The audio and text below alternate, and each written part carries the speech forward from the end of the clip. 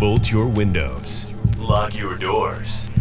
Check your closets. Look under your bed. And then prepare yourself.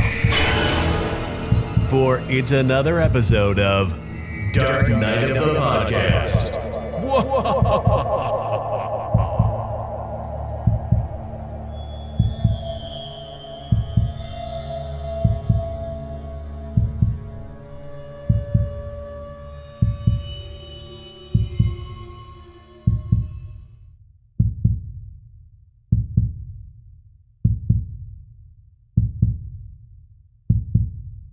It's Lesbian Week at Dark Knight of the Podcast, where we're talking about nothing but lesbians all week, nonstop. Troy, lesbians. What do you think about them? They're great. I fucking love them.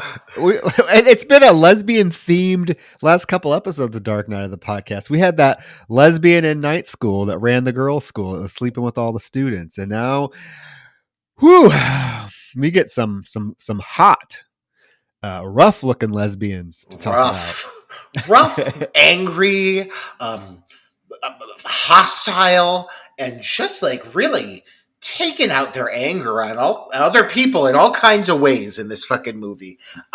It's funny because I do think that this film, it's been a long time coming down to this for an array of reasons. I mean, obviously, the major factor here being that we are a queer-themed horror movie podcast. Inevitably, we're going to talk about this movie. But Troy, I can tell already from you and I both having discussed it a bit that this is a movie that I think at one point was probably pretty important to both of us.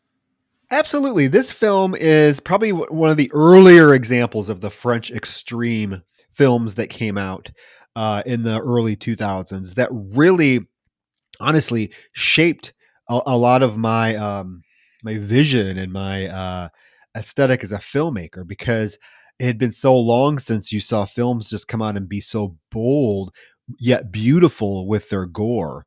And with their gore sequences. That was something that was very staple of like Argento. But going through the 80s, you didn't really have that. You didn't have a lot of films that were using gore as a like, I hate to say this word, but like as a beautiful thing, right? It was more of like, let's just get as much blood all over the place as we can.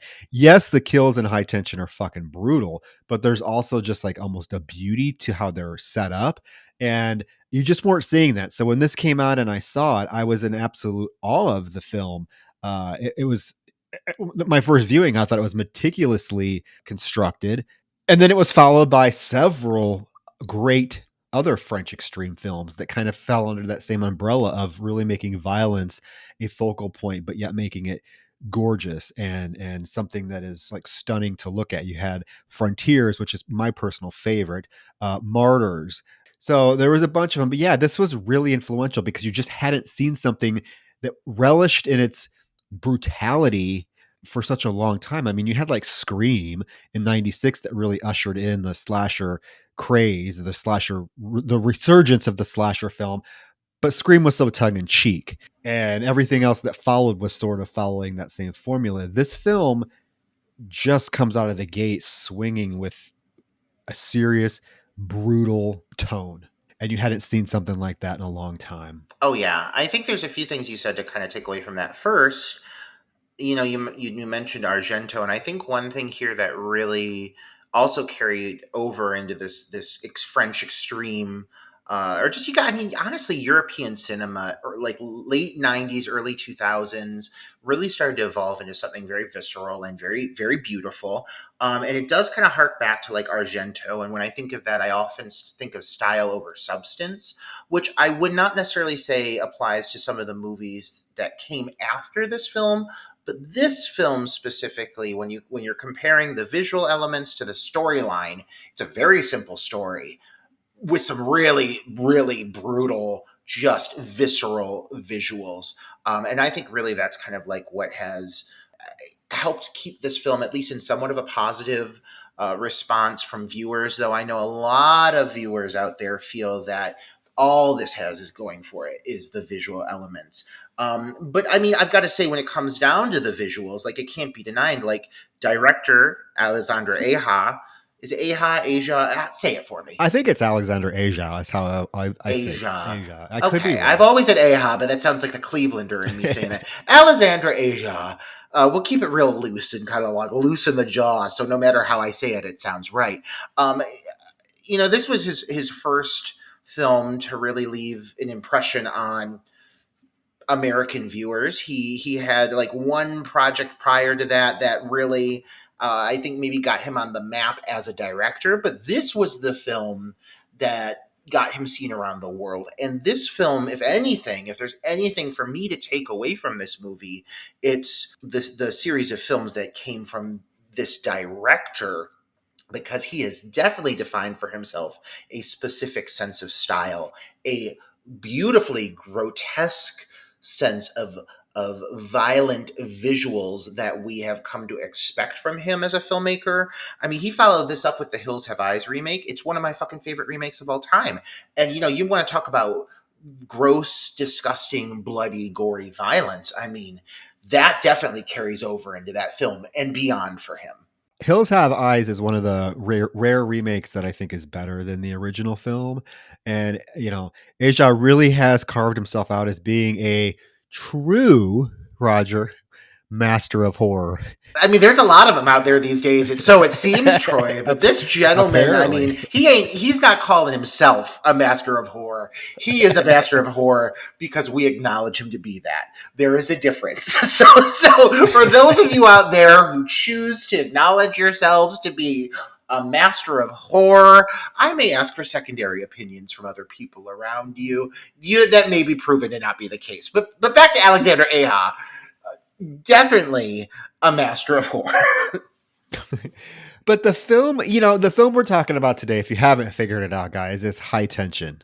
The 2003 French Extreme, European Extreme. I really like that phrase better, actually, because there were other countries during the same time period that were producing these visceral horror films. Belgium, for example, had Calvaire. I don't know if you've ever seen that. If you have not seen it, we are covering it. We actually got a request to cover it. So crazy ass film, but that's from Belgium. So yes, European Extreme. And I remember this coming out and just there being such a buzz around it, particularly because of the violence. I know, when it first hit like home video in the US, there were many copies that were available that were like R-rated, so you don't get to see any of the violence. Which I don't want to say is the sole purpose to watch the film, but when you're missing out on it, and when it's such a prominent integral part of the film, it is kind of depressing. So if you've never seen the actual real uncut version, it is a sight to behold in terms of practical effects. But there's a lot to talk about with this film because yes, there is that heavy lesbian theme that runs through the film. You get an interesting quote unquote protagonist with the character of Marie. And, right away, Roger, the film starts in kind of this haunting manner. And I don't know, do you want to dive right into the twist right away, or do you want to pretend the twist doesn't exist until we get, because I know people hate this film. They despise this film because of the twist that they say makes zero sense and comes out of nowhere, where I would argue the complete opposite. There are so many clues throughout this film leading to the twist reveal that it almost is like when you're watching it a second or third time, you're like, oh shit, how did I not catch this? Like it becomes so obvious. I say that we just fucking hit our listeners with it right off the bat, and we just acknowledge the twist for what it is, because I think it is going to be our main talking point here. Um, you know, one of the things I can say about this movie, it's been a hot minute since I've watched it. So coming back and viewing this film years after the fact, like literally years, and I own this movie on DVD, but I just never sit down to watch it. There was a time I fucking adored this twist.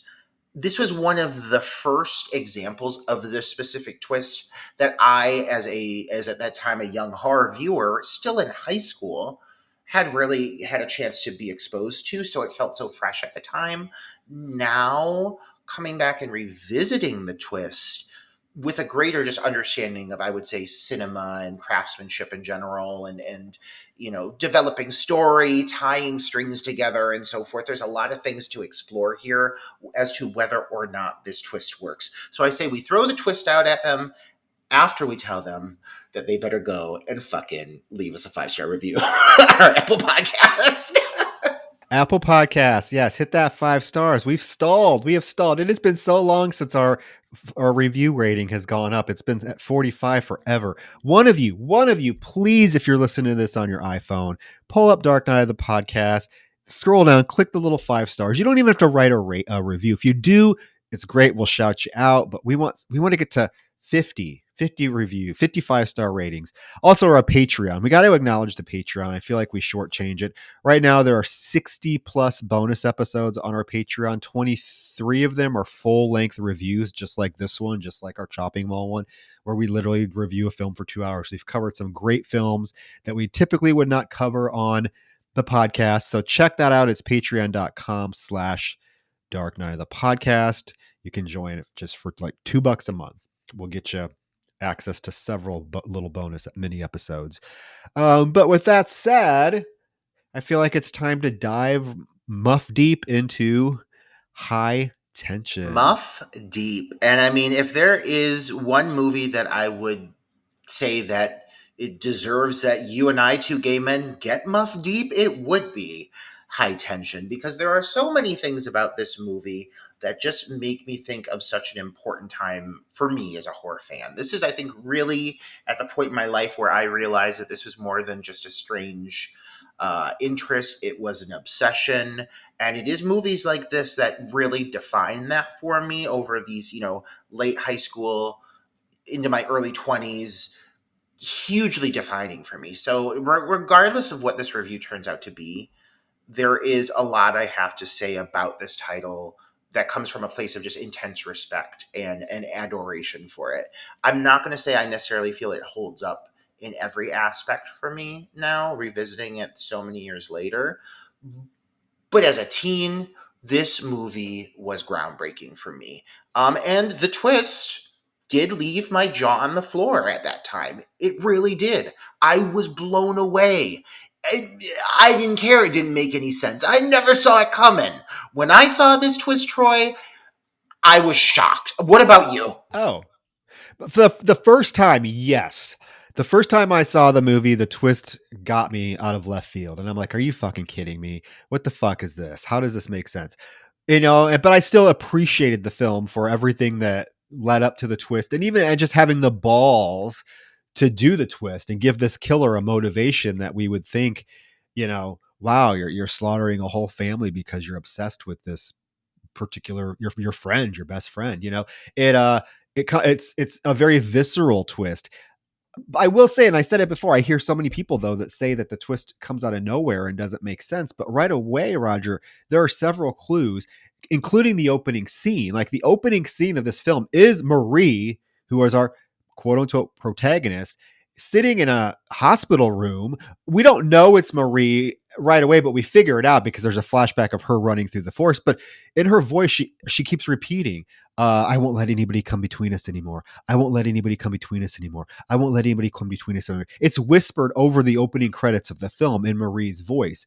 And if you're not thinking about that, in terms of the twist, why else would she be saying that at the very opening scene of the film? I mean, right there, it's hitting you with a very, very prominent clue. And that's before the opening credits even start to roll. I think at the end of the day, the issue does not lie within the twist itself, but several key things that happen over the course of this storyline and tying that into the realm of possibility, like plausibility. Like there are several key things that happen over the course of this movie that it's just not plausible that she could have gotten from point A to point B in this method. How did she actually have this injury happen to her? Does she flip a car? Where did that come from? Where's the truck come from? Key things here that I do need explained for me to this day. Do I mind the twist in the sense of shock factor and what it brings to the story? No. Like I think it's still like a really interesting character analysis of somebody whom is madly in love with this individual, and she obviously feels that she cannot pursue this romantic relationship with her best friend Alex, who, I'm sorry, I'm convinced they've gone down on each other multiple times. I am convinced there is a hint of a romantic relationship here that Alex is avoiding, because she's purposely talking about all the dudes she's banging and so forth and so on. And I feel like it's almost kind of like similar energy to like when you get straight dudes in college who are experimenting, and so they're trying to be extra, like extra macho, but like secretly they're sucking dick in the locker room. That's Alex to me, only as a lesbian. She's a hidden lesbian. She secretly wants to fucking get with Marie, and Marie smells it all over her, and God, she wants it. What do you think about that? Well, there's a moment in the film coming up where when they get to Alex's house, it's revealed that there's a picture of Alex and Marie on the fireplace mantle that has been placed there because, I recognize you from the picture. So yes, I do feel like there are little small underlining things that hint at Alex and Marie having this, sexual chemistry, possible sexual relationship together. But we do know that Marie is definitely madly in love with Alex, as it's revealed through various dialogue. This opening scene, we get Marie whispering over and over, "I won't let anybody come between us anymore. I won't let anybody come between us anymore." We get a flashback of her running through the woods, that car crashing, her running up to the car and pounding on the window. And then we cut to Marie waking up in the back seat of the car while Alex drives. We find out that they're headed to Alex's parents' farmhouse for the weekend to do some studying.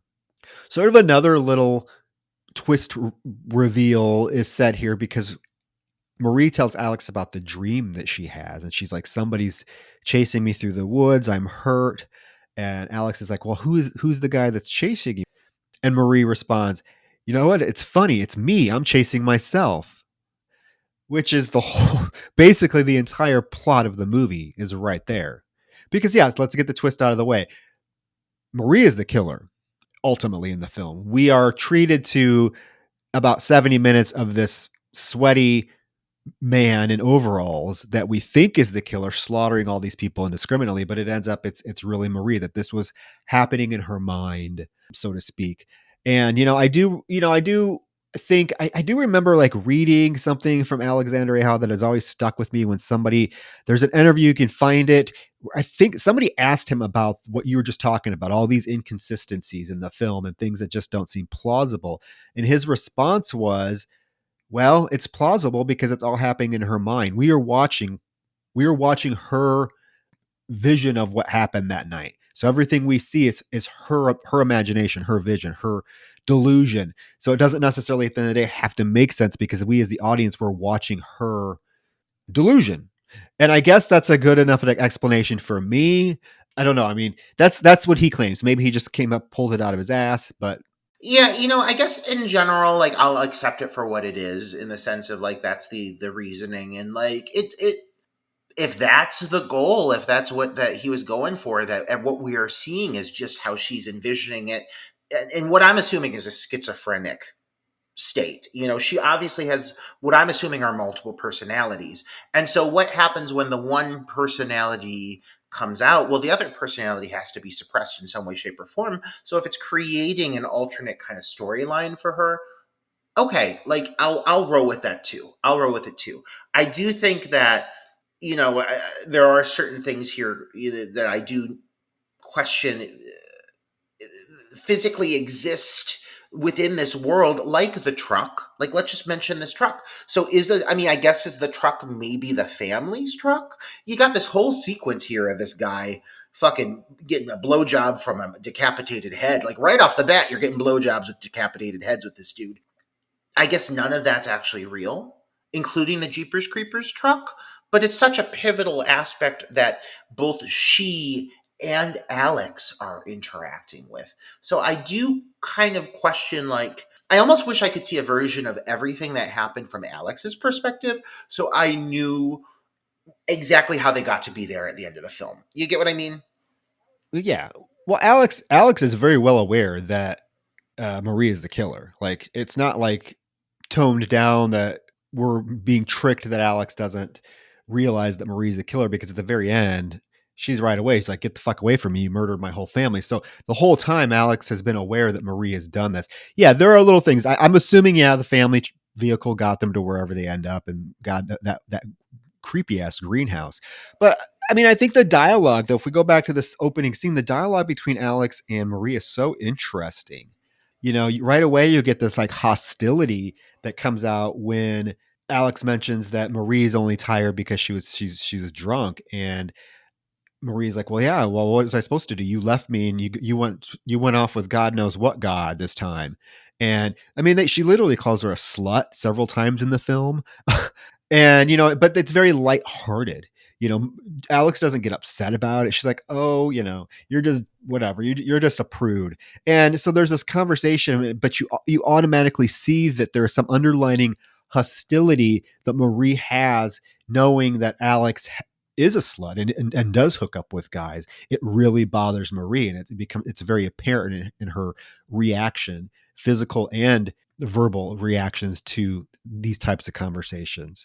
Yeah, I feel like I do feel that a little more backstory on these two prior to this, all of this, I think would have done this movie so much good, because the thing is there's obviously this whole infatuation that exists with Marie for Alex, but I look at Marie and I say, there's no way this woman is a closeted lesbian. Like, this is a butch fucking truck driving woman. Like, this woman, she could install a porch within 10 minutes. You'd have a porch in your backyard. She built the whole thing. She cut down the tree. She sanded it down. She did it by hand. It's very impressive what these women can do. And she is a prime example of a badass fucking lesbian. I love that for her. I don't want to imagine that she is a character who is in any way like not out or not completely aware of who she is. So I guess I wonder, like, this whole mental journey that she goes through with how she processes this relationship with Alex. Obviously there's like a toxicity to the friendship, because she's instantly calling her a slut. She's coming for Alex multiple times. In the little bit of time we get to see them together as friends, there is definitely some intense judgment going on. And it's clearly stemming from the fact that she wants to technically be with Alex, and apparently that is not something that's possible. But I don't know, like, if one thing hasn't aged well about this film, it's just what I'm assuming is the self hate, or the self, like, just internalized dilemma, whatever it is she is struggling with. It's hard to not associate that with her being such a fucking lesbian. You get what I mean? Like, it is because we get so little time spent with these characters, and all we get is this short butch lesbian haircut and a very masculine wardrobe. Like, clearly this gal's a lesbian, and she's also mentally unstable, and that's all. That's all I know about the character of Marie. And since it is just such a thin bit of development to chew on, it's hard to not associate the one with the other. And that is what I think has aged poorly about this film. Yeah, I do see this film occasionally brought up by people that discuss the problematic element of the film in terms of Marie being a lesbian and that being kind of the trigger for her murdering. I don't know. I mean, it's you are right. There's such a cookie cutter thin relationship built that it's really hard to determine like what her real motivation for the killing is. On one hand, it almost seems like she's just a fucking psychopath. And you know what? Lesbians can be psychopaths. Gay men can be psychopaths. Transsexual people can be psychopaths. It's not a inherently straight thing. How many movies have we sat through with straight psychopaths trying to kill their love interest? We see it all the time. So, I mean, from that perspective, I don't really find it problematic.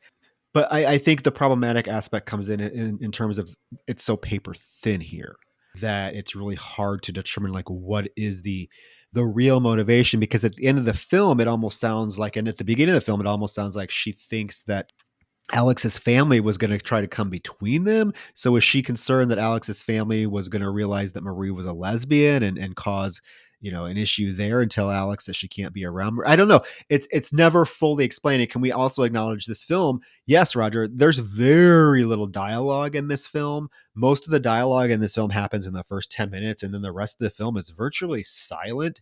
So you really have to take these first 10 minutes of the characters' conversations and run with what you're given, which is not a lot. Yeah, I think really the big issue really lies within the fact that because we just get so little time at all with these characters, we're basically kind of forced to create the rationale for ourselves as to why we think Marie is doing what she's doing. And really, when all you're given is a very lesbian aesthetic, your mind instantly goes to she's doing it because she's gay.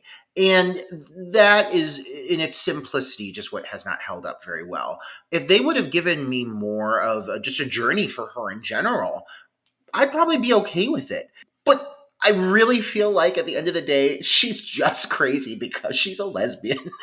And that's all. That's it. You're right, though, in saying, like, anybody can be insane, straight, gay, queer, trans, whatever, whatever it may be.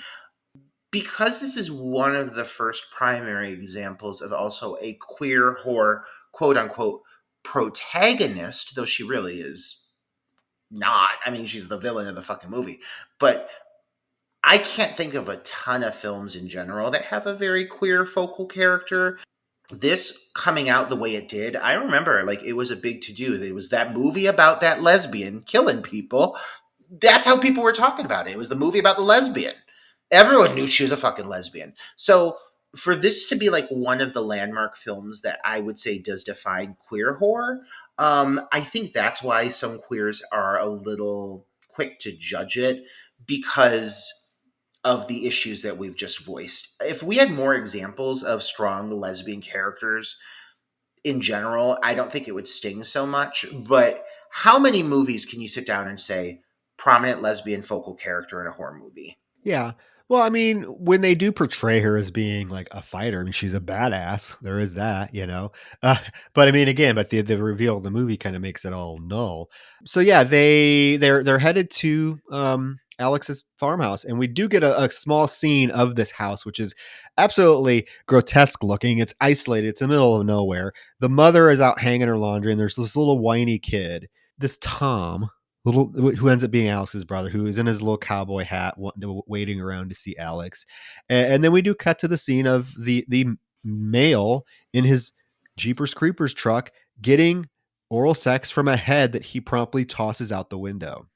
And the head strongly resembles Alex. It's not her, but it strongly resembles Alex, which is kind of a little, I think, an intentional little moment as well. I purposely wanted to read into these moments like more. Like I wanted to create some connectivity for myself as to like, okay, what is happening here that is connecting Marie to this character? And I do wonder if like these are representations of girls that she has felt similarly for prior to. I'm thinking it also maybe, I was thinking about this scene as well, because when you talk about scenes that just maybe don't make a whole lick of sense, this is one of them, right? But I was thinking, with their sexual sort of innuendo conversation in the car, I wonder if it caused Marie to lapse into this hallucination, this delusion of her getting oral sex with a girl because she's was made sexually aroused by thinking about Alex having sex with a guy. So it automatically launched her mind into the sexual thought, and that's what we're seeing on screen. That was sort of my interpretation of this particular scene. Yeah, well, even she has this moment coming up soon here where she has a very erotic moment for herself. And it's separate. It's very separate from what's going on with this individual who, let's be real, this killer. Let's talk about him for a moment. This random man in like a derby cap who's just walking around fucking skulls and buzzsawing people. I mean, no rhyme or reason. I mean, he's just doing it. Like this guy is just on a mission to cause murder and mayhem. And that's all you're giving about this character. Now, yes, he is obviously a visualization, a personification of her other mental state. So at times when you're seeing him, you're actually seeing some form of representation of what's going on within her head. But like, how does he hit you when you watch this movie now? Like, do you find him effective? What do you think about this guy? I still think this guy is a pretty effective killer. He looks gritty, he looks slimy, he looks greasy. He's fucking ruthless. I mean, this guy, quote unquote guy, this guy is killing dogs, he's killing kids. He's inflicting the most painful deaths imaginable on his victims. So I do think as a slasher villain, this guy who's credited in the credits as just the killer is super effective. His creepy interaction he has with that gas station attendant later on in the film. I mean, definitely, I would say an effective killer. You know, when you're looking at a slasher villain, the relentlessness and brutality of this one definitely stands out. Like he is fucking brutal. Well, and they make some bold choices with the individual in general. Like, it's not like he is a mute representation of Marie's mental state. Like, the guy talks, he cracks jokes, he's chatting people up at certain points. He doesn't have a ton of dialogue, but he's not a mute killer. He's also a killer who is completely like revealed. You see his face pretty much right off the bat. He is often wearing a hat that kind of like obstructs his face a little bit, which, you know, I appreciate. It's not like you're always getting a completely clear visual of this guy, but he's still like, they're not trying to hide who this guy is. He is a older, you know, slightly older than middle age, heavy set, average Joe driving this fucking truck. And I think there's something in his overall just ordinary traits, the elements of him that I think look kind of just like an everyday person that you might see out in public at a store, you know, shopping at a fucking Heinen's or a grocery store or something. He looks like someone you just might see out in the public. And so I thought that was kind of an interesting choice. Again, the representation of the element of this element of her mindset of who she is. The fact that they went with an older, middle-aged, kind of gruff man does make a lot of sense to me when you're looking at her overall journey and who she is as a person. Because after this decapitated head is thrown out the window, we cut back to the car. Now Marie is driving as Alex sleeps, and there's this moment where Marie keeps staring over at Alex, just like admiring her, and Alex even says, "Keep your eyes on the road." And there's this song playing on the radio through this entire scene that has these lyrics about, like, it keeps saying, "Someday I'll be with you, girl." So, and I didn't really pick up on the lyrics until like my third viewing. I'm like, oh my gosh, okay. So that's kind of even another little hint, is the songs that are playing in pivotal scenes oftentimes are about desperately wanting to be with a woman. So it's very clever use of music. As they're driving down this long driveway to her parents' house, Alex says, "Oh, I see somebody in the corn." So she makes Marie stop, pull over. She immediately gets out of the car, darts into the cornfield. Alex follows her, and we get all these like noises in this cornfield. It's supposed to be suspenseful, but what it is basically, it's just Alex playing a joke on her, because Alex gets back in the car and starts driving away. So Marie has to chase her. So you kind of again get a little bit of insight into their relationship, the what's the word I'm like, the playfulness that these two share as quote unquote friends. Flirtatious. It is a very flirtatious friendship. Alex, I think she plays a lot of games. Like, why you gotta play games, Alex? Come on now. Like, I think, again, it's pretty clear, I think, that Alex knows that Marie wants to get Muff diving into her puss. And it's hard to deny it. I mean, because all Marie does is just fucking gawk at her the whole fucking time. She's just swooning over this gal. Which, like, let's be honest. Like, Alex, she's fine. She's fine. I mean, I don't know. I'm a gay man, so maybe this is it's just not my cup of tea. But whatever floats your boat, Marie, and drives you to murder people. You get introduced to this family. Pleasant. A pleasant family. Horrible house. You're right. I would never want to go to this house ever. This poor child walking around wearing that fucking cowboy hat, no friends, nothing. He's got nothing but that goddamn dog. And then, yeah, I mean, like, it seems like a fine enough setup, but like, I would never want to go visit this family in the middle of rural fucking France. I mean, which actually does sound lovely, but not this place. This place is a little too rural for my taste. Yeah. Her dad is Alex's dad is very pleasant, very pleasant. Like I said, there's this mention of him recognizing her from the photo that's on the mantle. And yeah, and they go into this house. It's very just like run down, decrepit looking. Alex has to put little Tom to bed. So she shows Marie where her room is. It's going to be upstairs, the guest room.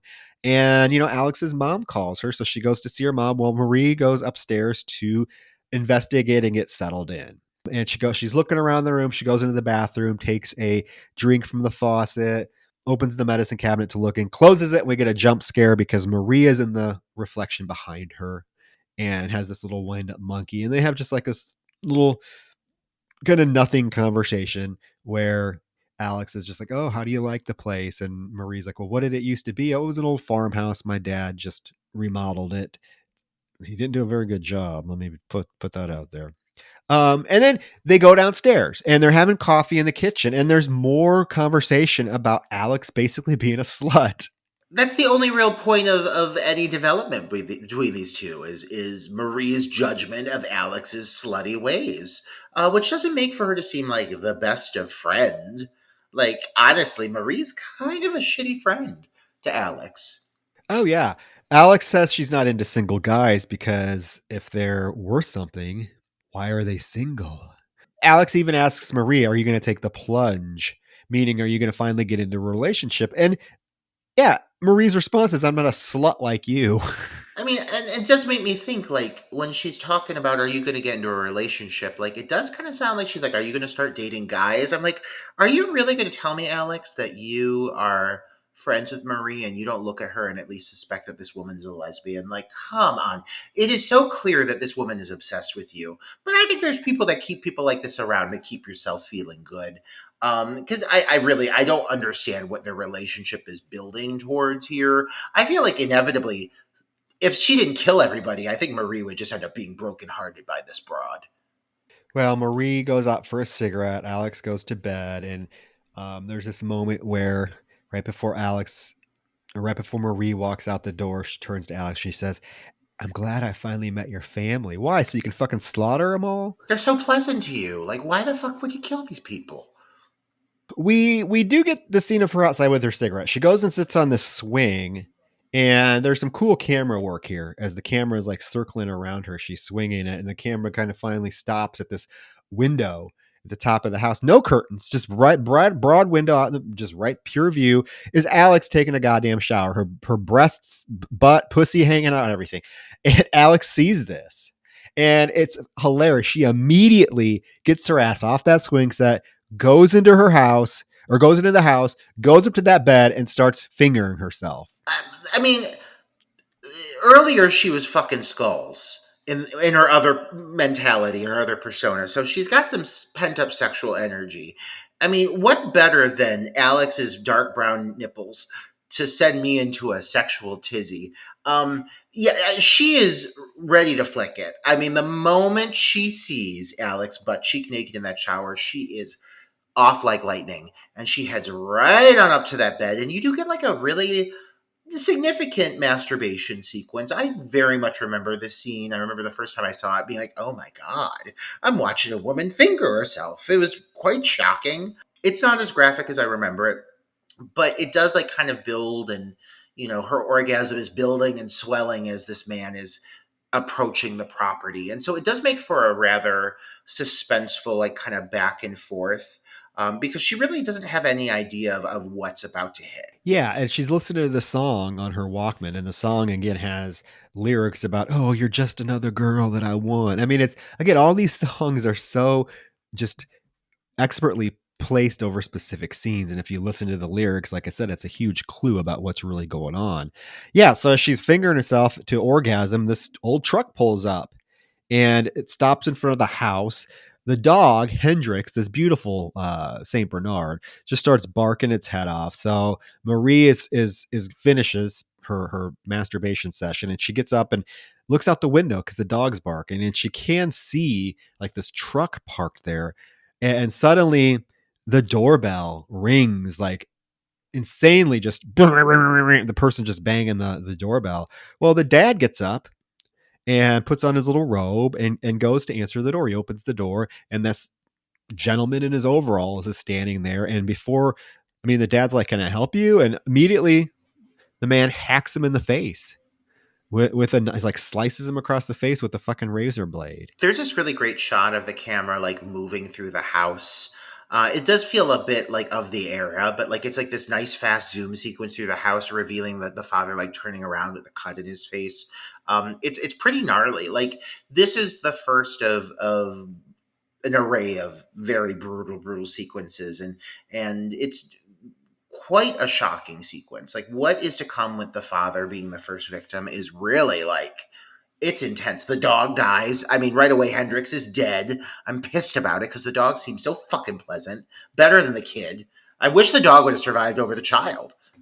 Oh, me too. That child was kind of annoying. But yeah, the killer, after he hacks the dad in the face with the razor blade, he reaches in and unlocks the door and goes in, and the dog immediately attacks him. And yes, if you're sensitive to dog deaths, we do see the dog's body thrown to the floor as it's dead. The dad is trying desperately to climb up these stairs, but this intruder, this man, grabs him and forces his head in between the railings, and he even like stomps on it to get it in there, so that it's his head is like stuck in there. It's not going anywhere.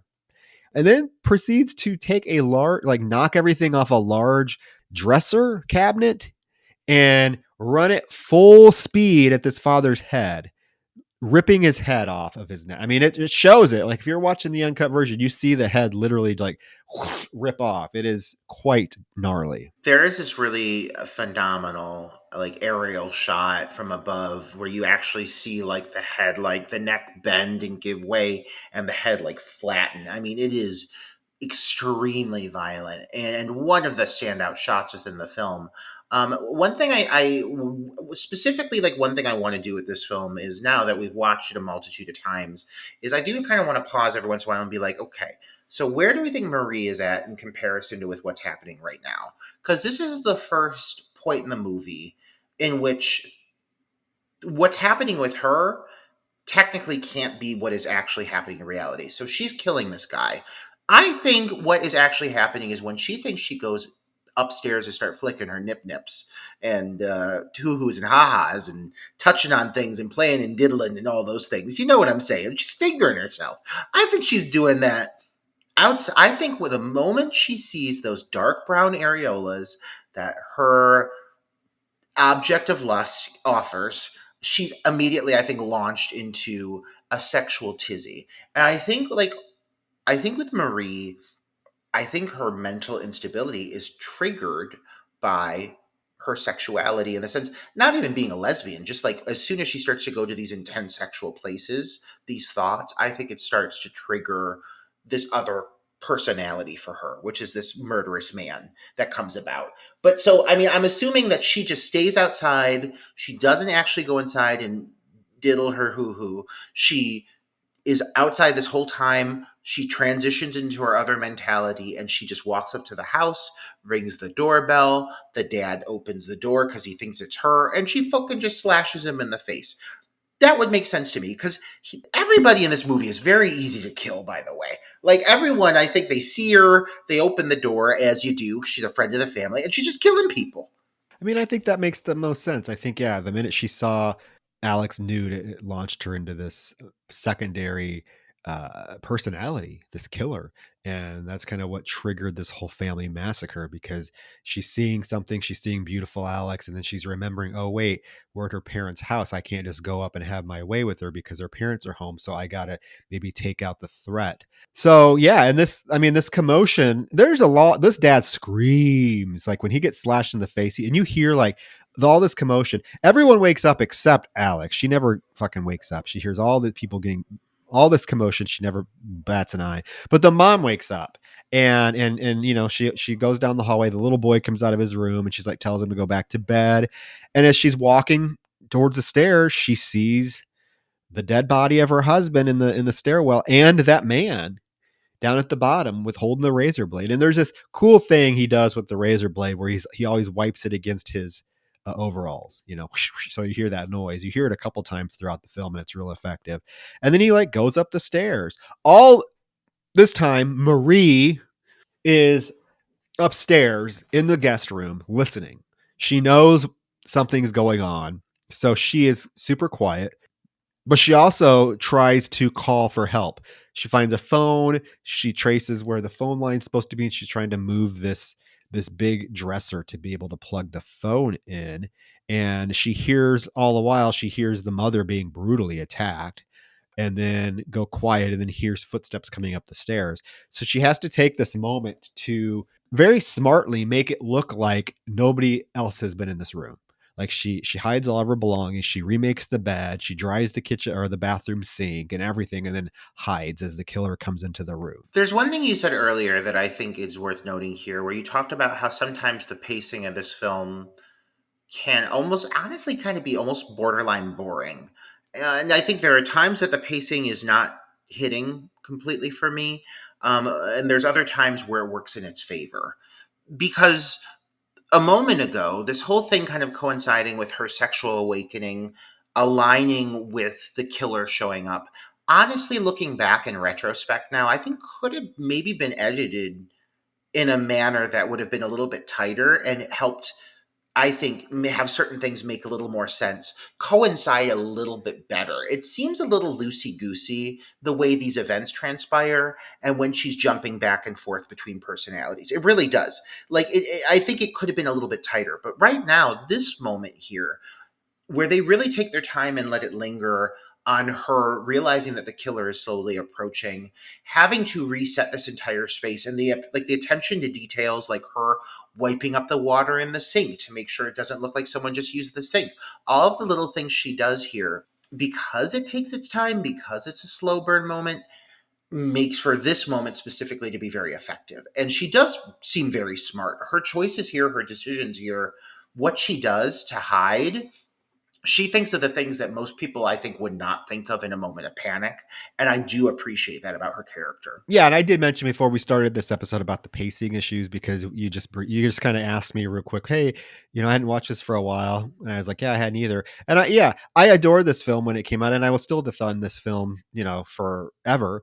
But this viewing, these subsequent viewings for this podcast, I did find the pacing to be a little slow. It could have been picked up quite a bit, especially this whole opening. This whole house sequence goes on for so long.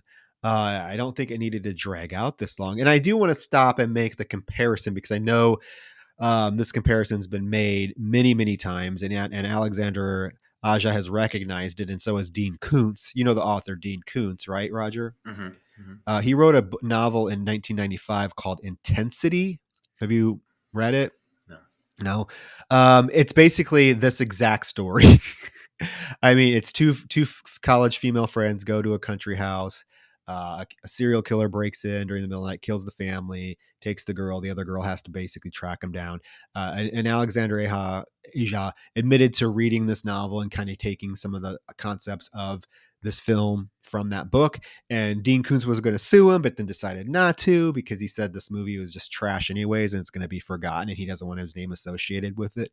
So he never did. But it's really interesting because when that controversy first started happening, I went to the library and checked out Intensity to read it, and yeah, it's very similar. In fact, the character in Intensity does this exact same thing, where she makes it try to look like nobody was sleeping in the guest bedroom. Dean Koontz was kind of an influence for this film, heavily. So she does do all this cleaning up and stuff, and she hides, and the killer comes in, and he very slowly walks through the room. He's checking the bed, and we do notice several times that he has some prominent rings on his finger. 2 fingers, which I thought was interesting because Marie also has very large prominent rings on her fingers. So it's kind of a visual connection there. But he goes into the bathroom, he checks it out. He lifts the mattress up to see if anybody's under there. We don't see anything, but when he puts it down, we see that Marie is in fact under the bed. And she lets her legs stretch back out. And he leaves the bedroom, and she is safe under the bed. So now Alex is still sleeping. Fast asleep. The killer goes into her room, caresses her with a razor blade. She wakes up, and he immediately gestures shh to her. Marie's back in the bedroom trying to move that fucking dresser to plug in the phone, but when she moves it, she realizes it's not the phone plug. It is the TV plug. I appreciated watching this moment and acknowledging, his very specific sense of style. This moment with Alex waking up is very similar to his moment in Hills Have Eyes, where you have the whole sequence of the girls in the camper, being woken up and looking up and seeing the mutants like hushing them and everything before they all start fucking screaming and panicking. Super similar in his approach to this. Creepy moment. You're right. The girl can sleep through fucking anything. I mean, she literally just heard both of her parents massacred. I mean, though we do find out her mom is still kicking. This poor fucking woman. Jesus Christ, this woman. I mean, give this woman some peace. The way this gal goes out, my God. Yeah, I mean, speak of the devil. Yeah, as Alex comes out of the room and creeps downstairs, and she runs into the parents' bedroom to get the phone, but the phone is not in its holder. And all of a sudden, she hears somebody loudly coming into the room, so she runs into the closet to hide, and it's the mom. This mom is still alive. The mom grabs the phone from the side of the bed and is going to call 911 when the killer comes in. All this time, Marie's in the closet watching this happen. The killer grabs the mom's head, rips it back, and slashes her fucking throat with this razor in extremely brutal fashion.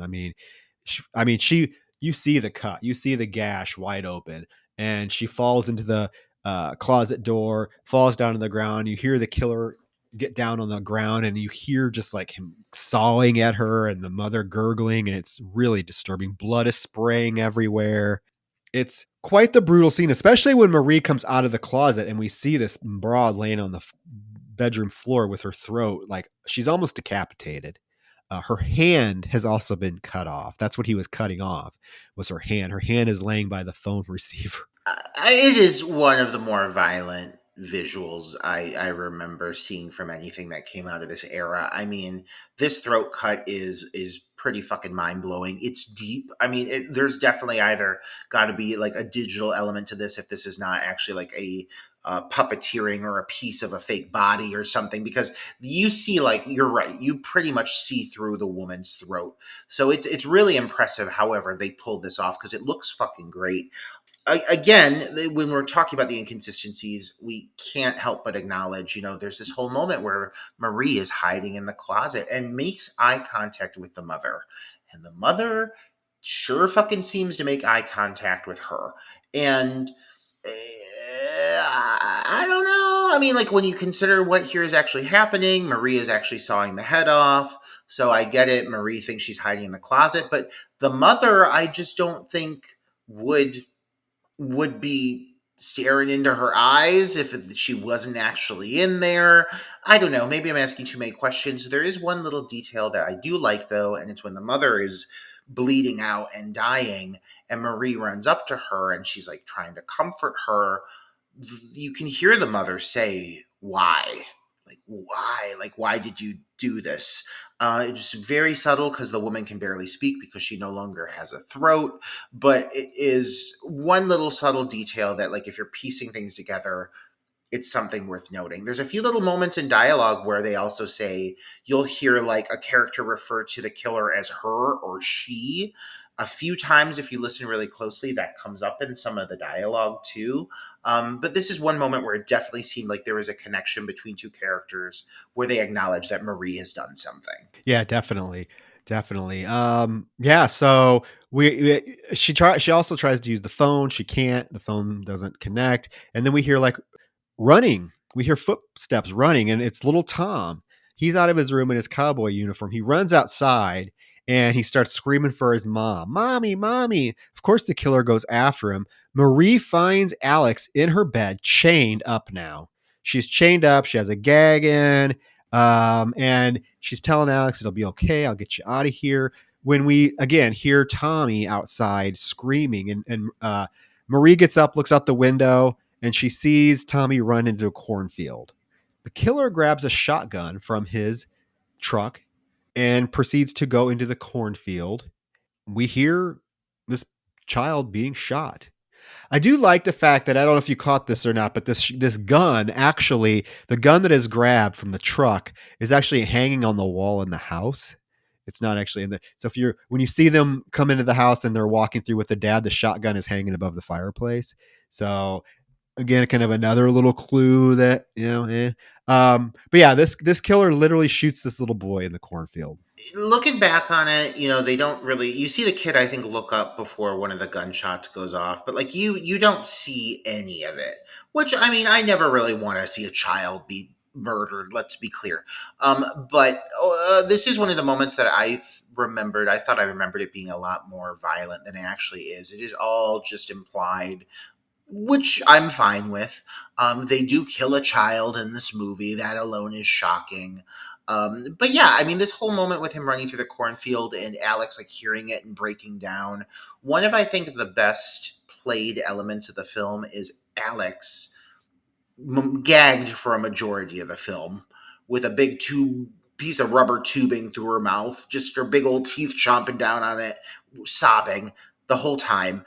Her reactions when you're watching this for the first time, she just seems like she's absolutely just going like out of her mind, losing it over what's happening. Watching it back again, it's very clear that she is reacting the way she is out of just shock and disgust towards Marie.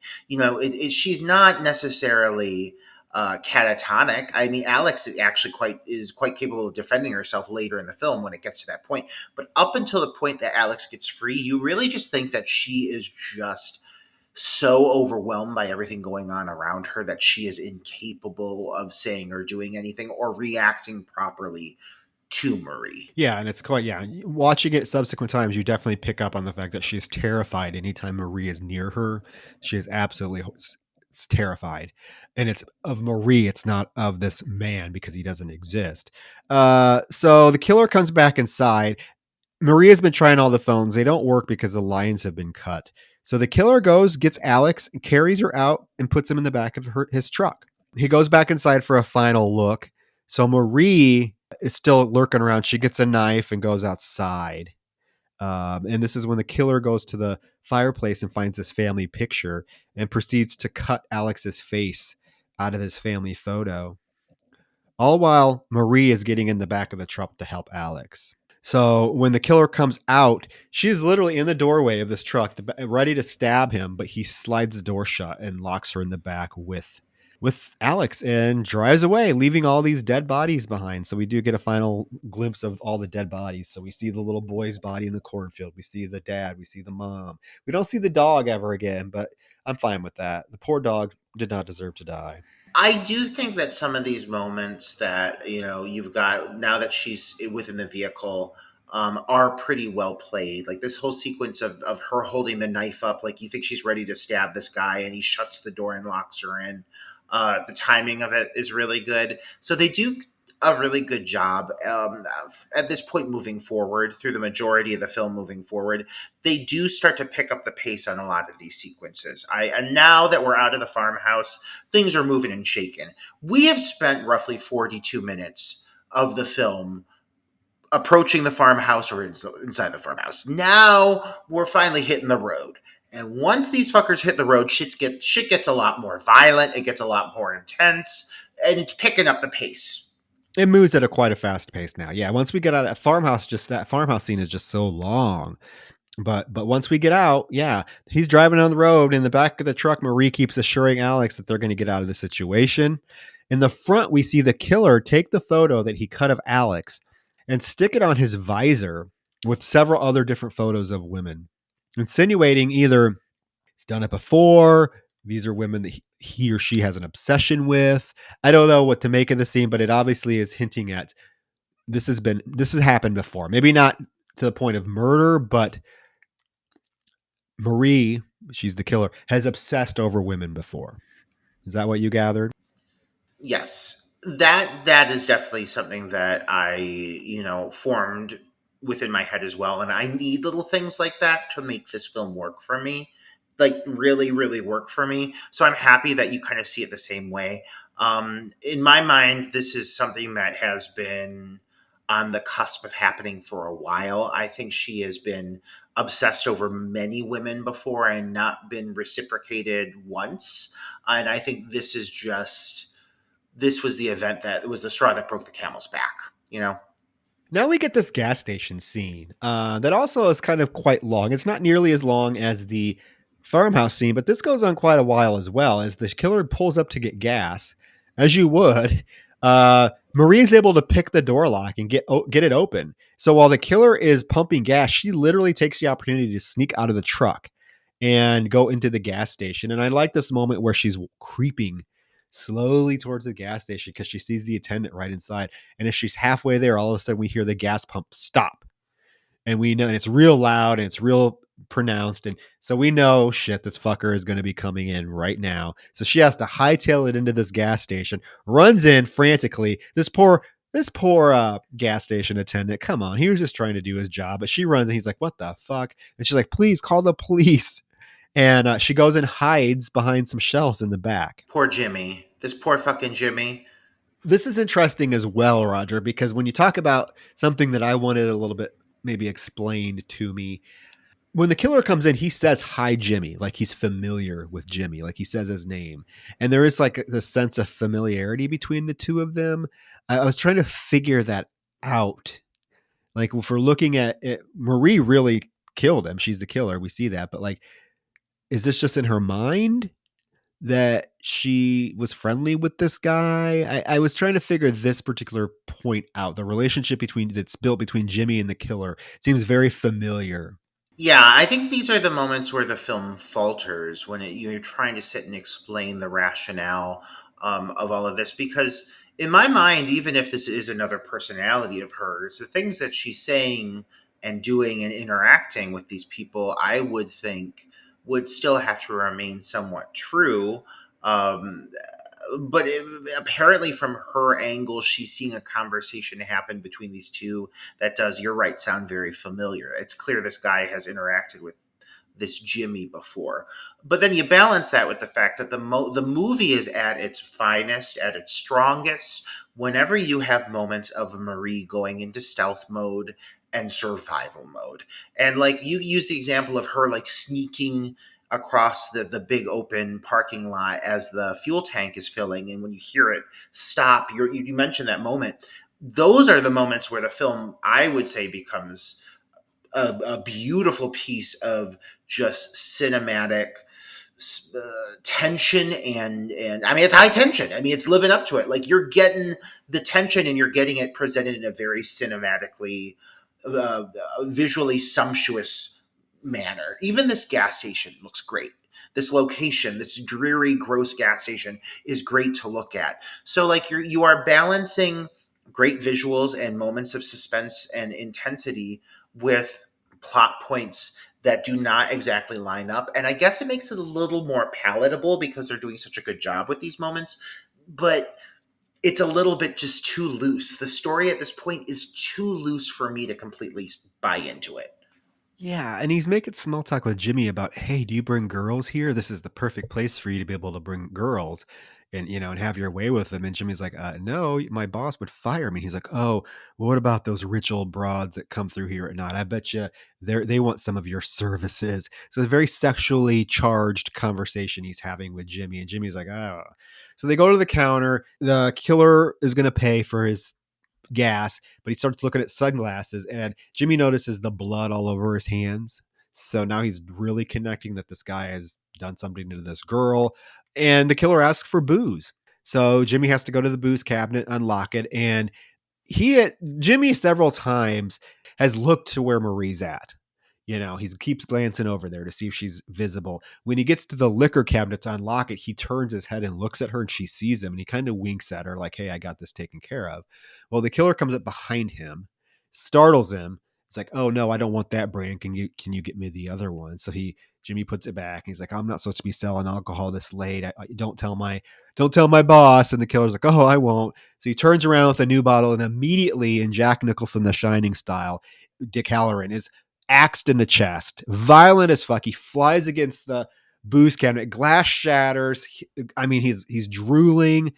I mean, you get a full shot of the killer's like with all of his might pushing this axe into his chest deeper, to the point where Jimmy falls on the ground. The killer steps on him to make sure that the axe goes deeper into his chest. So fucking violent. All while Marie looks on. I think there's something really to be said at this point about the audio within this film because, like, when you want to talk about meaty, bony, crunchy, just again, visceral audio, like, this movie has some of the most, like, grotesque sounding bone crunches, fleshy, pulpy, like, you are hearing all of it. When this guy is, like, bleeding out. Like, yeah, you're right. He's drooling all over himself. He's like gurgling, and it's just, ugh. It's not only is it disgusting to watch, it's disgusting to listen to. So I really do appreciate the audio beginning to end over the course of this film. It really enhances the experience. Yes, the audio work in this film is great. Even like I mentioned with the mother's death scene, when you hear the killer sawing her hand off, that sounds disgusting. But the killer, yeah, I mean, but we do notice that there is a camera that is watching this whole thing unfold in this gas station. And you're right, this gas station is massive. Even the fucking bathrooms are like a fucking maze. This is huge. It's a great location. The killer after he acts as Jimmy, he goes, turns the close sign on the door, shuts the lights off, gets the axe, and as he's walking through the gas station, he asks out loud, "What were you looking at, Jimmy?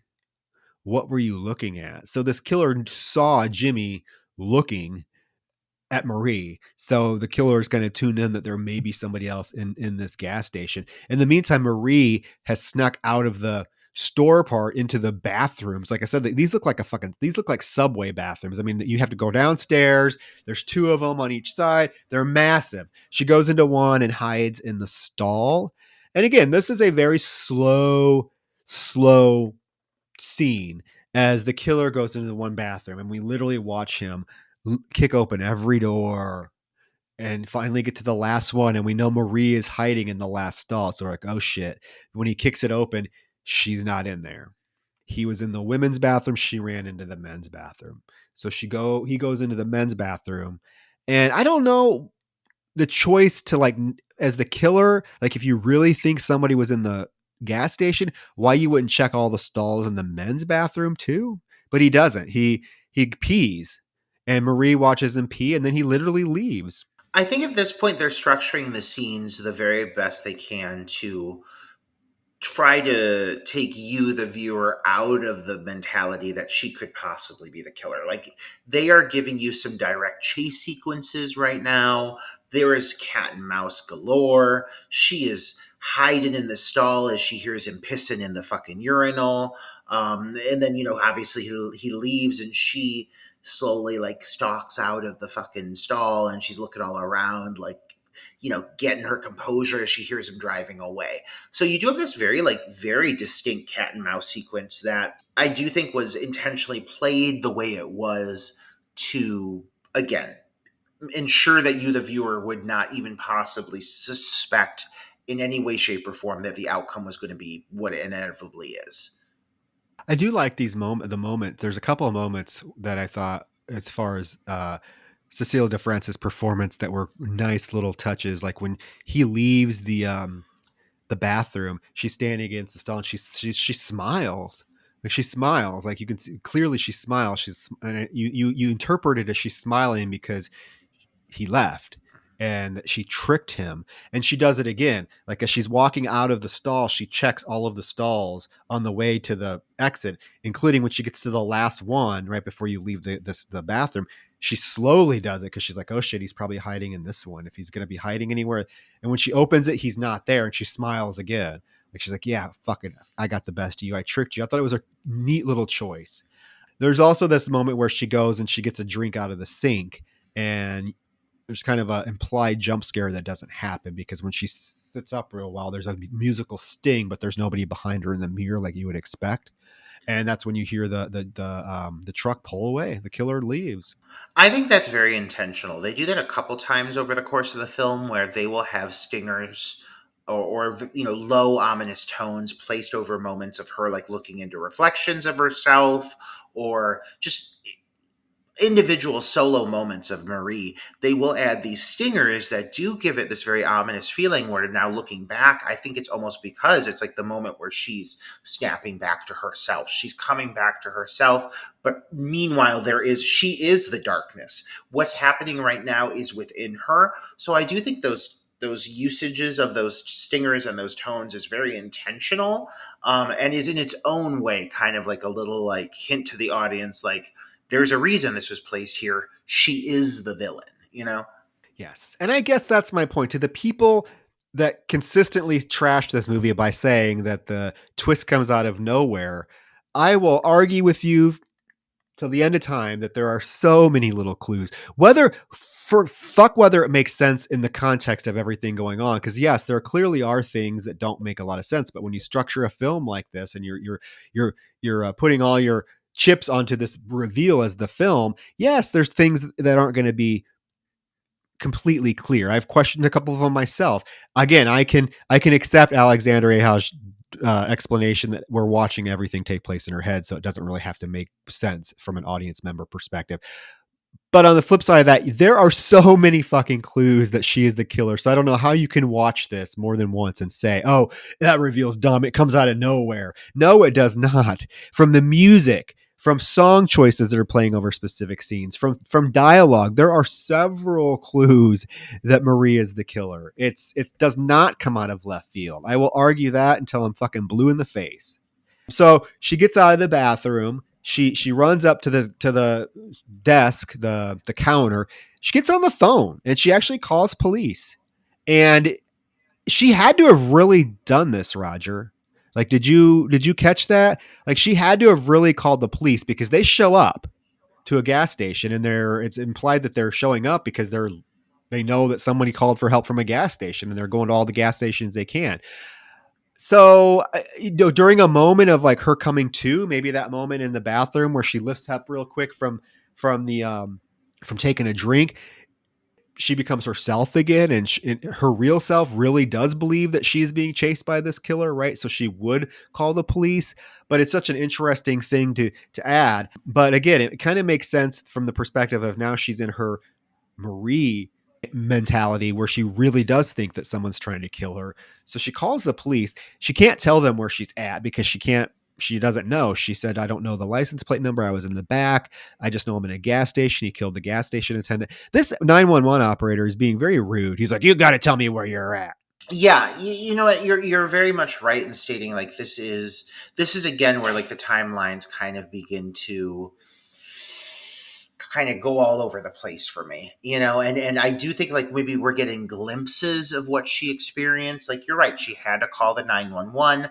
I like the fact that she called the 911 on herself because she really genuinely thinks this guy is doing this. But then she immediately had to jump in that fucking truck and drive off, and I'm guessing that little yellow hot rod, I guess, just didn't exist. You know, like I guess that was just a figment of her imagination, which like maybe is intentional because it's such like it's such a vivid set piece or such a vivid prop to be using this bright yellow sports car. It is kind of contrasting against everything else you're seeing within the moment. So like I wonder if it was intentional that they went with such a loud vehicle in that moment to begin with because it is a figment of her imagination. What do you think? That's what I'm thinking. It had to be bright. It had to be sporty. It had to be fast. You know, she's trying to chase after this killer. But yeah, I mean, it's such vivid contrast to this dumpy, dilapidated pickup truck that this killer's driving. So it's almost like, yeah, her real personality versus her alternate personality. Her alternate personality is creepy, but her real personality is vibrant and stands out and flashy. But it's quite a choice. But yeah, the police can't do anything for her. She's like, maybe if I burn the fucking place down, you'd be able to find it. She finds Jimmy's keys and she literally chases after the killer in this little yellow hot rod. And you know, you get this moment where she's following the killer all through town. She also grabs Jimmy's gun. There's a gun laying behind the counter that she grabs, so that makes her even more bold. I mean, there's this, maybe, I don't know how long you want to say this lasts, 10 minutes of them just driving the back streets before finally the killer turns down a secluded road and she drives past, but then shuts off her headlights and backs up to follow him. And there's this moment where she's like following him down the road. And all of a sudden she loses sight of him. Like he's not there anymore. And she's like, what the fuck? He was right in front of me. And as she's driving, all of a sudden he appears behind her and we get this like cat and mouse road chase where he is pursuing her in this truck. She's driving this little hot rod. But of course, it gets to the point where he's able to ram her off the road. And it's a pretty, I mean, this is a pretty hard car crash. Her car flies through the air, flips over, and lands, crashes onto the ground in this ditch to the point where it catches fire. And she has to crawl out. She's able to crawl out and go into these like old, creepy, deserted greenhouses. Talk about great setting, great set pieces. These fucking greenhouses. Fuck these things. I would be terrified of these. This whole sequence with the car, like, I mean, we are treated to quite the car chase. I mean, we're not anticipating that long of a car chase sequence in this movie, but here we are. And yeah, it makes for like this big sequence where the car like flips, and yeah, you're right, it's on fire. And again, here's a moment where like she is pretty severely injured here. Like, I mean, she has a massive wound on her arm. She is limping for the rest of the movie. And I guess one other question I have now is like, okay, so if this yellow car didn't exist, this accident didn't exist, so these injuries had to come about somehow. And that's fine, but like, give me some context. Like, so then how did she get injured? You know, did she crash the van? Like, what happened that resulted in her having this massive cut on her arm that she's having to bandage up in this greenhouse? Like, it's a whole thing. It's a whole thing of her sneaking around. You're right, the set is phenomenal. You can't really tell what the fuck it is at first. It just looks like plastic tarp everywhere, but it is this massive abandoned greenhouse. It does make for a really stunning setting, and in a big, I don't want to say final sequence in a way, before you have the reveal, but it is this final showdown between her and the killer. And I mean, what a doozy. This whole sequence is just full of stalking and suspense, and it is violent. And she really, I mean, for being what ends up being the villain, if she didn't turn out to be the villain after this whole sequence, she would be one hell of a fucking final girl. Because the things she does here, some of the choices she makes, badass. I mean, she's a fucking badass. Oh, absolutely. Absolutely. But that is a big question. Where did she get these wounds? Because I mean, at the end of the film, when she's approaching Alex, she's bloody. Her head is bloody. She's been battered. I don't know how that happened. But yeah, so she crawls into this greenhouse with the killer in pursuit. The killer now has a flashlight. And as she goes into one of these greenhouses, she gets this weapon, which is this wooden fence beam that has barbed wire that she proceeds to wrap around it. So she's making her own. What's that weapon in Walking Dead that Negan has? Lucille. She's making her own Lucille. So yeah, she's timidly sneaking around this greenhouse as the killer's flashlight beams are bouncing in the greenhouse next to her. And I like the fact that she is not like cowering away. She's actually going to the killer. Like, she sees this flashlight and she has this weapon, so she is actually going towards him. Like, she's going to go fuck him up. And she goes out into the second greenhouse where this flashlight has been bopping around. And when she gets in there, she sees that it's just this killer's flashlight tied to a string that he's basically let go like a pendulum, making it look like it's in motion. And she's like, oh shit. And then just then he comes up behind her and wraps fucking plastic top around her face and smothers her out to the point where she falls onto the ground. I mean, she is out. She's not dead, but he does take his razor blade out and he starts like rubbing it up along her stomach and her throat. And he asks her, "What do you want from Alex? She turns you on, doesn't she?" "Yeah, she turns me on too." And then he proceeds to like stick his fingers in her mouth and just like violently is like shoving his fingers down her mouth as he's getting ready to cut her throat. So it becomes very obvious what he's going to do. However, she's able to reach over and grab this fucking rock and bash him in the side of the head with it. And he drops the razor and he's like stunned and blood is coming down his face. And then she gets up, takes that fucking pole with that barbed wire, and she beats the holy fuck out of this guy with it. And we see it. We see it. It is fucking brutal. The whole build up here, I was actually surprised that, like, for a movie that takes so much time with many of its sequences, the moment of her getting like choked out and passing out, I mean, she's out within seconds. Like, I'm shocked at how quickly this woman drops, but she think quick. And this whole moment of her like beating him upside the head with the rock and his stunned reaction, I really like how this is all played. I will say, like, I'm curious as towards like the first really graphic shot of the bat hitting him in the face. You see it pull away, and you see all of the holes like where the wounds are left. And I'm curious if any of this was early CGI or if this was completely practical. There are a few moments here I am curious if it might be CGI. Regardless, it's really well pulled off. I mean, this sequence of her beating him in the face, like, you do see the bat like yank away and reveal just like a really just brutalized, mutilized face, and it is really very gory and really quite shocking to look at. And it just gets more shocking as she beats the shit out of them. Well, yeah, she beats him to the ground, and he falls back. He has that plastic wrap covering his face, and she actually like gets down on top of him and pulls it up to see if he's still alive. And as she drops the tarp back on his face and backs away, he grabs her and starts choking her.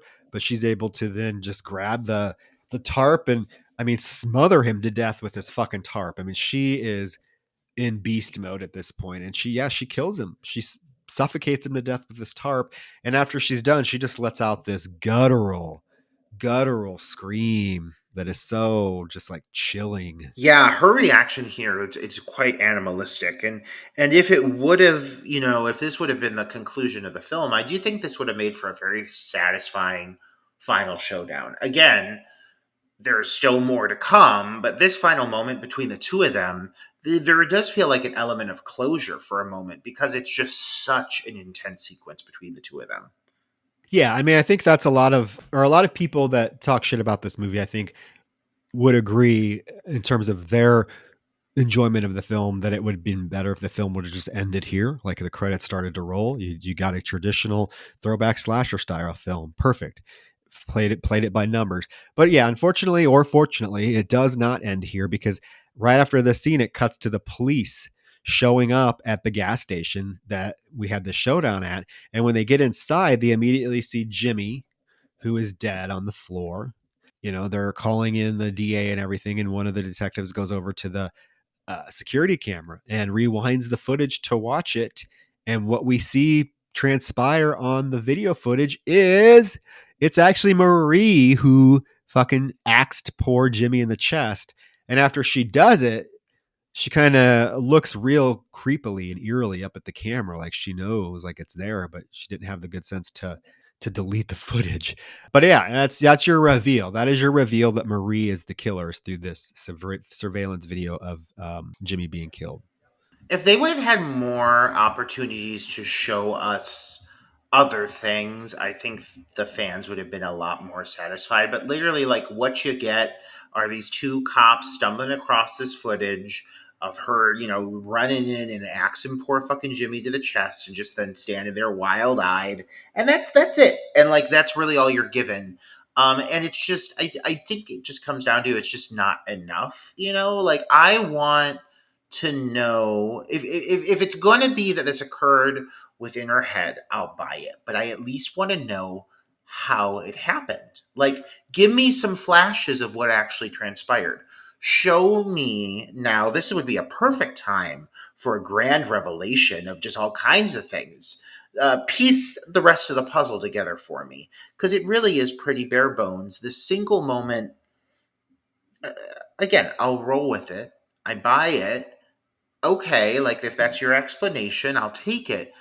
But I need you, the filmmaker, to work a little bit harder on your end to explain to me, the viewer, as to how we got to be here. Yeah, yeah. Unfortunately, that does not happen. What we do get, though, is Marie opening the back of the truck and telling Alex, "It's me, Alex. It's me. You're safe now. You're safe. I'm going to take you." Alex is completely terrified and is like backing away from her, but Marie is like still adamant that she's going to save her. She basically unties her, gets her all untied, and that's when Alex screams at her, get away from me, get away from me. And she holds the knife because she has this butcher knife. She pulls a knife on her and she's like, "You fucking bitch, get away from me." And Marie's like, "I don't know what you're talking about. I killed him. And Marie's like, "You killed my fucking family," and like slashes her in the face with the knife, and then plunges it in her stomach. Like she literally stabs Marie in the stomach with this fucking butcher knife. Cecile de France does a really good job of, as soon as you have this revelation that Marie is, in fact, mentally unstable, like when she plays this whole moment of her like stumbling upon Alex, she's just beaming, wide-eyed, thrilled to see her, and there is definitely some crazy in her eyes. Now that you watch Marie and her body language and how she carries herself, and even in the expression she makes, there is a constant level of instability, the constant level of just unstable. There's something wrong behind the eyes that you can pick up on really easily, even when Marie is technically herself right now. Like they do intentionally, it seems. I would feel they almost had to have instructed her to now kind of bring that more to the surface moving forward with her performance of the character, because she's been great this whole time, but Marie definitely does take a dark turn here. You know, you do start to see this whatever baby schizophrenia, whatever it is, it's definitely surfacing now, and her character becomes far more menacing for the rest of the film. Well, and it's sort of sad because she legitimately doesn't believe she legitimately believes that this other man is real and that he's the one that killed Alex's family. She's pleading with Alex. So when Alex stabs her and slashes her, her reaction is like, "Oh my god, I can't believe you did that. Why would you do that?" And Alex takes off running, and we get this. I don't know how I feel about this, but I guess it's kind of to highlight the fact that she does have two separate personalities that come out depending on the emotion. But what they do here with this scene, this chase scene through the woods, is the killer goes to his truck and gets out this circular saw, this like cement saw, and as he's chasing Alex to the woods, it keeps the image keeps switching back and forth from the guy, the male intruder that we've thought was the killer throughout the whole film, to Marie, just depending on different shots. Like 1 minute it'll be him. He's saying, "Oh, you're a little, I'm going to kill you," and then it'll switch, and it's just Marie running with the saw, saying, "Alex, come back, come back. I'm not going to hurt you." It's real weird. I don't know how I feel about that choice because at this moment we know that Marie is the killer, so I don't know why we have to like switch back and forth. It just became weird, awkward, cheesy. I don't know the right word. I was just not a fan of this choice. I find him significantly more threatening or intimidating than her. So, like, I don't mind revisiting him again. And I do think that we, the audience, are supposed to now connect the two that, oh, okay, she's in his mindset. So, right now, we're seeing it from his perspective. So, I don't mind that. What I do mind is, like, where the fuck did this circular saw come from?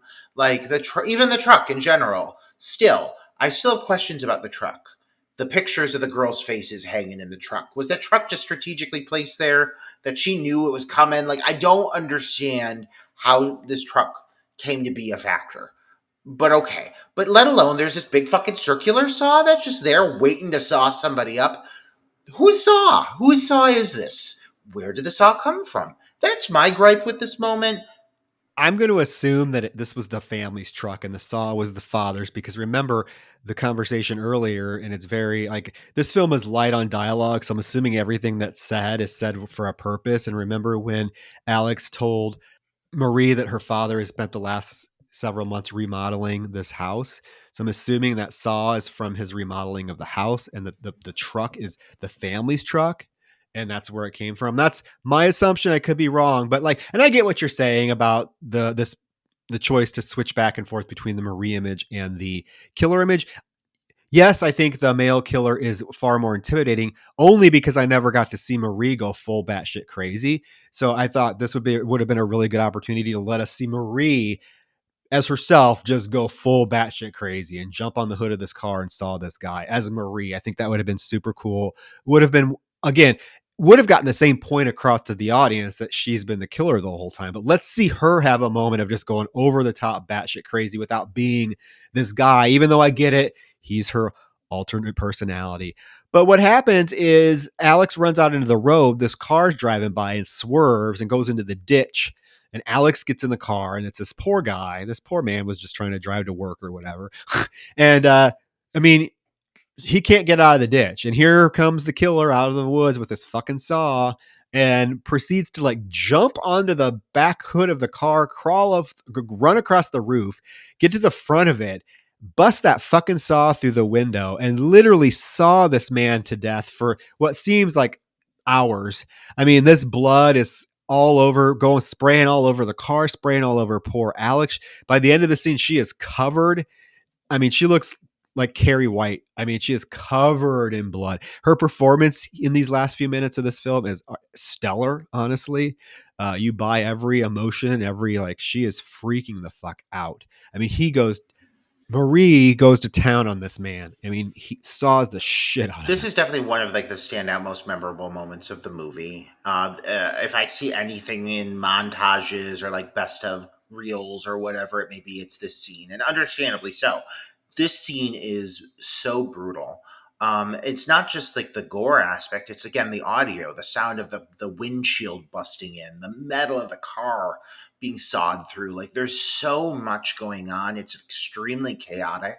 It's masterfully shot, and it's very very gory, but you don't actually see a ton of penetration shots with with the saw into the flesh. Most of it is just the saw covered in blood smashing through the windshield, which is terrifying in its own right. This man definitely had plenty of time to get out of this car and run away. This bumbling obese man running up with this buzz saw, I mean, he's coming from like a mile away. They could have just taken off by foot and they still would have beat him because he's running with this gigantic fucking circular saw. But I mean, okay, whatever. This whole sequence, it definitely, in the sense of being like a grand finale, does pay off. And for your point being as valid as it is, because I do agree, like I would love to have seen her have the chance to go full just batshit, like sawing somebody up, seeing her in her full glory do it. I really, really like this whole moment of, you have the killer, he's looking through the car, he notices that Alex is now not in the vehicle. So he looks through the windshield and he sees that she's dragging herself across the cement. And she has this really brutal wound where there's a piece of glass through her, like her Achilles heel. Oh my God, it makes your asshole clench. But the way they transition it back to Marie is you have this slow stalking sequence. You have the killer slowly closing in on her. He starts speaking to her, making very uncomfortable commentary and dialogue to Alex about you drive a woman crazy. He says, you drive a woman crazy, you little slut. Do you love me? You don't love me, do you? And then finally, you get this really nice tight shot of Alex and you see Marie like lower into it, covered in blood, and it becomes her again. And it was a very, like, I think artfully played transition back to her. It seems very intentional that they did it that way. But your point still stands. I would love to have seen her have one moment where she was just full on killing somebody. Yeah, I mean, she's demanding that Alex tell her she loves her, and she's like, "Oh, you don't love me." And Alex starts screaming, "Yes, I do. Yes, I do." And Maria comes into frame and literally starts to like kiss Alex, like try to force her kiss, like French kissing her, licking her.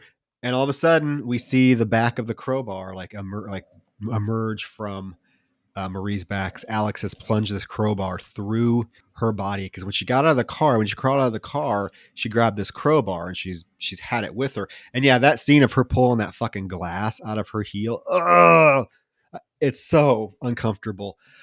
But yeah, so she stabs Alex, and there's this moment where they're just like sitting. They get a wide shot of them just sitting there, and Alex is almost like, or Marie's almost like falling into Alex's arms, and Alex is just rocking, and they're sitting in the middle of the street.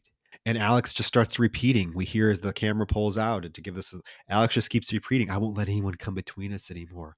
I won't let anybody come between us anymore." Which is how the film started. And we cut to Marie in the hospital room. So she is committed to the hospital. She's sitting on the hospital bed. For some reason, Alex is there to visit her. I don't know. Your guess is if someone slaughtered my whole family and tried to kill me, I don't know that I'd be going to visit them in the hospital. But she's there. Maybe she's there to like tell her story. I don't know. But she asks. She's standing behind like single glass, and she says, "Can she see me? She can't see me, can she?" And it's supposed to be one-sided glass. And right after she says this, Marie slowly turns her head over, looks towards the glass, the one-sided mirror, and just like all of a sudden outstretches her hands like she wants a hug. And that's the end of the movie. I remember this final shot really like leaving me feeling very uncomfortable the first time I saw this, where she just outreaches to her, almost like she's completely oblivious to everything. And she's just, I mean, she's gone. I mean, she's completely gone, and all she fucking cares about is this obsession she has with Alex. And like, if that's the note we're going to leave it on, okay, like that's definitely like an interesting kind of note to conclude on with this character whom we've been following through the whole progression of this film. And now, for the last like 10 minutes of this movie, she suddenly has become the villain, and like a relentless one at that. So it does leave this strange, like, pang of humanity with her character. You feel this element almost of sympathy where you're like, she's so oblivious to everything that she's just, all she sees is Alex. She can sense her. She can sense her through the glass. She knows that she's there. But yeah, it's an uncomfortable ending. I don't mind it. But again, looking back at everything that's transpired up to this point, I think there were so many opportunities over the course of the film up to this point to give us some more connective tissue that would have really made for this to feel like an altogether more cohesive and thought out piece of cinema. It's great. It's shocking. It's startling. It's fun to watch. It does lag it a bit. I think they just missed a lot of opportunities for making this just a more structured and intentional piece of cinema. I really think they could have capitalized on a few key moments in this movie and had certain things tie together a little bit better that would have left for a more satisfying experience for a lot of viewers. And I do kind of understand why so many people come back to this with gripes. No, I get it. I get it. I absolutely do. Because it's almost like you don't like to be tricked, right? It's like when you're a viewer and you're watching something and you're invested in it, and then it ends up that what you have been seeing is not real. That's why I fucking despise movies. Generally, there's only a handful of them that I like that we're watching it and it turns out to be like a dream sequence. I hate that. I hate that because you become invested in what's going on. And it's the same thing with this film. I mean, for 95% of this film, you are watching a very, for the most part, yes, there are some pacing issues, but you're watching a very like hard hitting, brutal slasher film that not only harkens back to the slasher films of the 80s, but just amps it up 20 fold. And so when you're so invested in what's happening and you think, oh my God, this is a new horror icon villain that I can get behind, and it ends up not being, and everything you've witnessed you think is fake. I think it's really easy for you to be like, oh well, that's stupid. It doesn't make any sense. It comes out of nowhere. But if you give the film another chance and go back and watch it, at least you will see. I'm not saying that everything that happens in the film makes sense. I'm not saying there aren't plot holes. There are, but you will at least see that there are clues galore that Marie's the killer. They probably could have tightened it up. I mean, it wouldn't have taken a lot to maybe fix some of these plot holes that we use to say that this film doesn't make sense or that the killer reveal doesn't make sense. It would have been very minor things that could have fixed that. But at the end of the day, you just got to go with it. And I mean, like you said, it's a fun film to watch. It is tension filled, hence the name. There are some great scenes, some great shots, great gore. That final battle in that greenhouse, as brief as it is well worth the watch of the film. I can't hate this film because of the reveal or the twist, because so much other stuff in this film is done right. The acting is on point, the cinematography, the special effects. I'm not going to hate the film because the ending might not make complete sense. But yeah, the vitriol that this film gets because of the ending is strong. And yeah, I don't know. I mean, I don't know what would have. I guess people just wanted the film to end when she killed him. I think that I agree. I'm on the same page. The positive takeaways I have for this film definitely outweigh my issues with it. I think exactly what you said, in that there were plenty of opportunities for them to just have done more, and it almost feels like they kind of just got a little lazy with some of that connectivity. I think they could have so easily given us a few more key things that would have made it feel, again, a lot more cohesive. But end of the day, when I sit down and watch this movie, I have a great experience. I do still kind of marvel at some of these sequences. That's that throat slash. Oh my God, it's so grotesque. Like, I really want to know how they pulled some of these things off. There is a like digital, like when you look at like the crew, the cast and the crew, there's definitely somebody that was handling some of the digital effects at that point. So like I am curious of what was digitally enhanced, because I still think it was subtle enough that it wasn't misused or overused. And so I'm like kind of curious to know like what was green screen here, what was not, with that throat cut, like what was practical, what was not, because it's just so masterfully done. And it's one of my favorite, like I know this is an absurd title, but one of my favorite throat cut sequences of all time, because of how it lingers, how long it lingers, how grotesque it is. So yeah, this movie definitely brings a shit ton of things to the table. I definitely understand the gripes people have. I have some of them myself, but it does not water down the overall experience for me when I watch it. Same. The viewings for this particular episode, I wasn't as excited about the film as I was the first couple times I saw it, just because, like I said, the first couple times I saw it, it was something that was almost not seen in the early 2000s. It wasn't another Scream clone. It was something much more violent and gruesome. So when it came out, watching this, it was quite the treat for my little horror loving heart. Particularly, I love a lot of 70s Italian horror, and this definitely takes a lot of influence from that, but it also takes obviously influence from 80s slashers. There's a lot of references to various 80s slasher films in this film as well. I guess maybe now, I mean, if you hate the film because of the twist, well, you know the twist now, so watch it again and just pick up on some of the things, the subtleties that are there to help clue you into it. But also, I mean, watch it as a example of a really good, in terms of technical music, cinematography, example of horror.